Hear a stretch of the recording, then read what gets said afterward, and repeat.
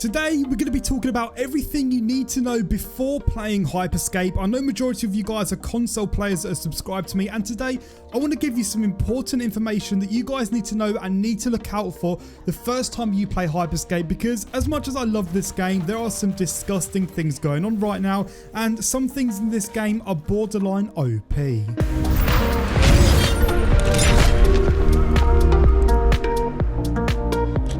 Now, I do just want to say, if you're currently not subscribed to the channel, be sure to subscribe down below and be sure to click the like button if you want to support the video further. Let's try and aim for 100 likes on today's video. That would blow my expectations. But now with that out of the way, let's talk about things you need to look out for in Hyperscape. And if I had never played Hyperscape before, I would want to know this information, because this will help you avoid getting killed and eliminated in very unfair situations. So the first thing you need to know before playing Hyperscape is that sniping is very dangerous and overpowered. So dangerous, in fact, that it's a hit scan weapon, meaning that when someone's trying to land a shot on you, they haven't got to worry about bullet time, travel time, anything like that. And once they fired that weapon, it's going to cause immediate impact to the place they've aimed in. And honestly, I'm not joking when I say this, sniping is almost as easy as opening a tab on Windows. But the biggest problem with sniping so far is that if you get it fully maxed out and get it fused up to its maximum level, if you land a headshot, then you're immediately going to eliminate that player. And if you put this weapon in the hands of a really good player, then they're just going to do some dirty things with it. And this is something you need to look out for. I've had to learn it the hard way, unfortunately. This is why I'm giving you guys advice, because I don't want you guys to do the same mistake. It just takes a couple of seconds for you to stay still and switch off, and then bam, you'll be eliminated straight away if someone is aiming down you with a sniper. So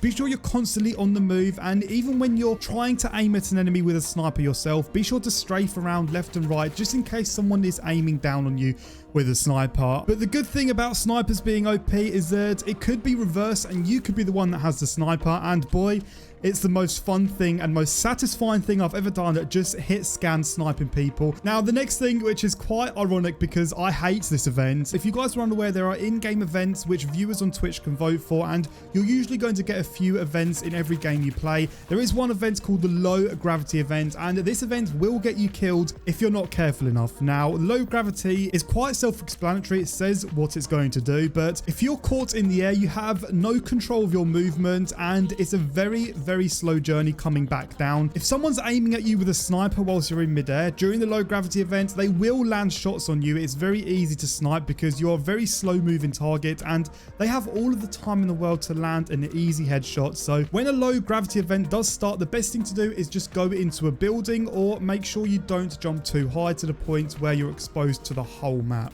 Unfortunately, I'm a controller player, and because the beta's only on PC at the moment, I've had to learn the hard way from keyboard and mouse players during the low gravity event. And if there's one important thing you should learn in this video, is don't underestimate the low gravity event. So moving on to the next thing is that some abilities are currently being abused in the game. Now, this is mainly invisibility and armor. Now, if you guys are unaware, there are abilities you can pick up off the floor. Each ability has different cooldown times, but invisibility and armor are being used to the opposite way they should be used. So usually you would pop your invisibility and your armor where you need to retreat away from a gunfight and stay alive, but people are doing the reverse. What they're doing is they're popping their invisibility and they're actually pushing enemies. Enemies have no clue where you are whilst you're invisible, and you can just shoot and that will instantly cancel the ability, and you can just easily down enemies. As you guys can see here, I got the easiest kill purely because the enemy didn't know where I was, and whenever I'm ready to start engaging with the enemy, I'm going to catch them off guard completely.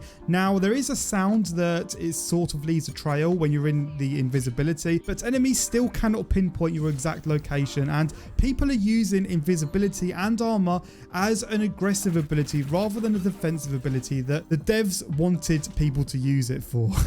The armor is another ability. People will just pop that and wait for the enemy to stop shooting, and you're almost every single time going to land the first shot because you decide when you want to go into the gunfight with the enemy, and the enemy has no clue when you're going to stop using the armor. So be sure to not underestimate enemies when they pop their invisibility or when they pop their armor. Be sure to play defensive yourself and also retreat away from the situation. The next thing you need to know is that grenade launchers are part of the meta, and they are very strong indeed.